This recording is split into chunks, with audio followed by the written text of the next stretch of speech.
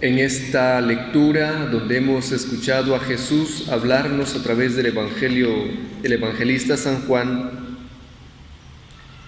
Este es mi mandamiento, que se amen los unos a los otros como yo los he amado. Y hemos escuchado tantas veces este relato de amarnos los unos a los otros como Dios nos ha amado en la persona de Jesucristo. ¿Cómo se descubre el amor entre nosotros entonces? ¿De qué manera podemos amarnos los unos a los otros tal como Jesús nos amó? Pues dando la vida, así como Jesús nos dice: nadie tiene amor más grande que el que da la vida por sus amigos. Jesús ya lo hizo. Entonces se trata aquí del desprendimiento, de la autodonación del Señor, su entrega libre. Jesús se entregó. Él quiso rescatarnos de la esclavitud del pecado. ¿Para qué? Para obtener la salvación. Entonces, a esto se refiere Jesús. Amar hasta dar la vida, hasta entregarse todo el tiempo. Y Jesús también nos ofrece su amistad, porque dice: ya no los llamo servidores, son mis amigos. El amigo que da la vida por sus amigos. ¿Cuántos de nosotros que nos preguntemos ahora, cuántos de nosotros seríamos capaces de dar la vida por nuestros amigos, a quienes consideramos los mejores amigos? Incluso hay gente que ni sería capaz de dar la vida por sus seres queridos incluso. Bueno, yo me acuerdo que mi hermano hace varios años, era pequeño, resulta que le cayó agua caliente y se quemó. Y entonces mi mamá comenzó a lamentarse y decía: ¿por qué le pasó esto a mi hijo? Y ella decía: mejor me hubiera quemado yo en vez de mi hijo. Entonces ahí es donde uno nota y descubre que esa persona se ofrece en vez de, ¿verdad? Eso es dar la vida. Y Jesús nos llama entonces amigos.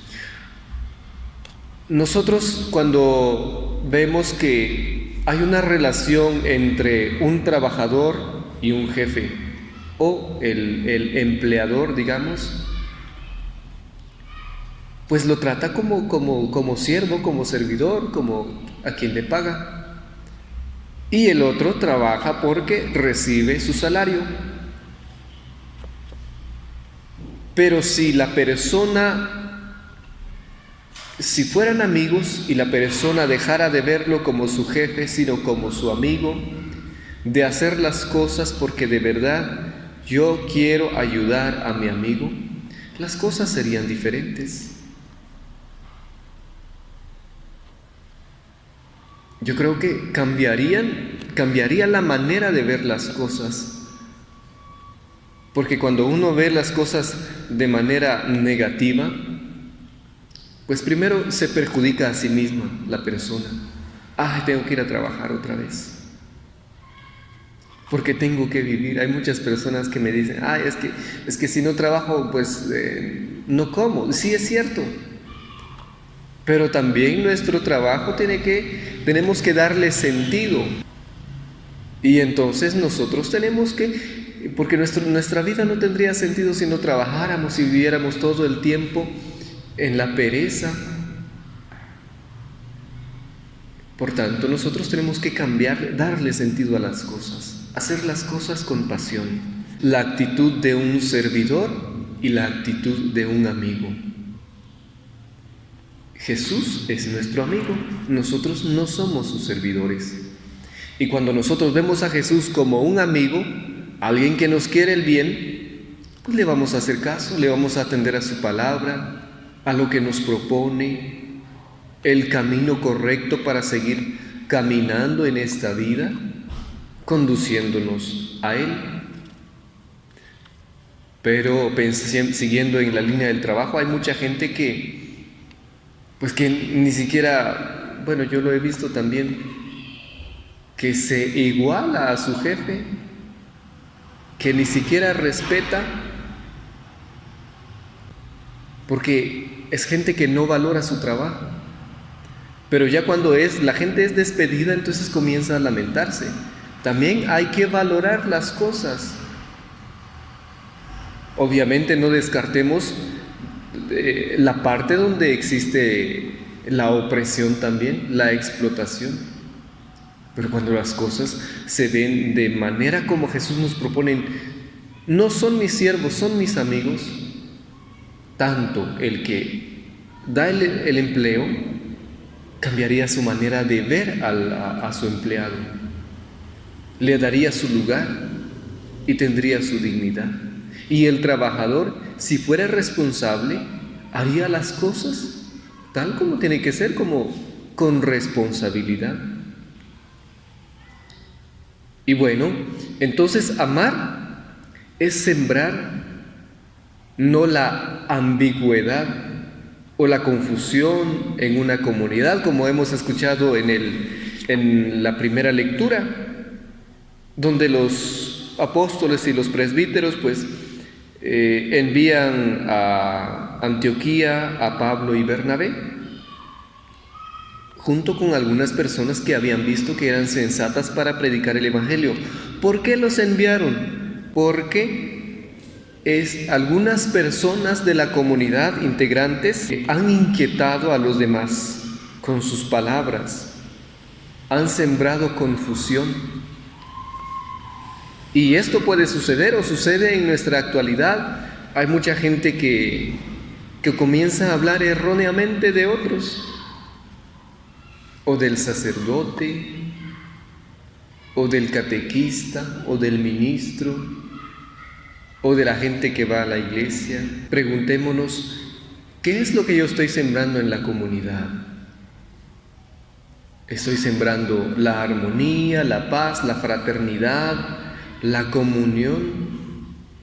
¿O de verdad mis palabras sirven para dispersar a los demás? Mis palabras de repente no construyen, no edifican. Por eso entonces, en vez de sembrar escándalo, es importante sembrar la armonía, la comunión, la fraternidad, porque nos dicen los apóstoles, es importante abstenerse de todas estas cosas. Y con abstenerse harán bien. Porque había personas en el tiempo de los apóstoles, sabemos de que la carne inmolada a los ídolos u ofrecida a los ídolos, para los judíos era un pecado. Porque ¿cómo me voy a comer la carne que se ha ofrecido a un ídolo? Para nosotros ahora, pues como no creemos en los ídolos, nosotros sabemos de que adoramos a nuestro Dios, pues no pasaría nada.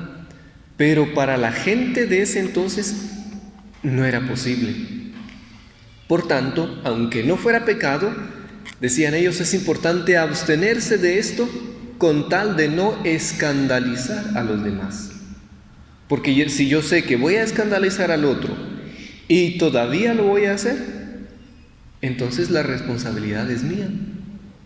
Aunque no sea pecado lo que estoy haciendo, pero estoy escandalizando a los demás. Y así un montón de cosas que nosotros podemos mencionar, que quizá nosotros no tenemos mala intención, pero tenemos que ver qué es lo que decimos y lo que hacemos. Por tanto, para terminar, menciono a un filósofo de la antigüedad muy importante que decía, si vamos a decir algo que sea verdadero, que sea verdadero, porque ¿de qué me sirve decir algo que no es cierto? Que yo tenga la certeza de que sea así, que sea algo bueno, algo que vaya a construir, porque si es algo que trae división, ¿para qué? Y que sea necesario, que sea útil.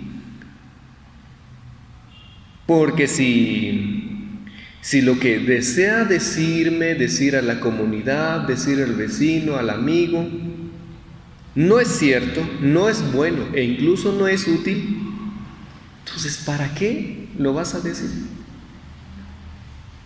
¿Para qué la otra persona va a querer escuchar eso? No tiene sentido. Y esto lo dice Sócrates. Entonces, queridos hermanos, que el Señor nos ayude a amar. Amar en cada una de nuestras acciones, amar en lo verdadero, en lo bueno y en lo útil. Les invito para que nos pongamos de pie.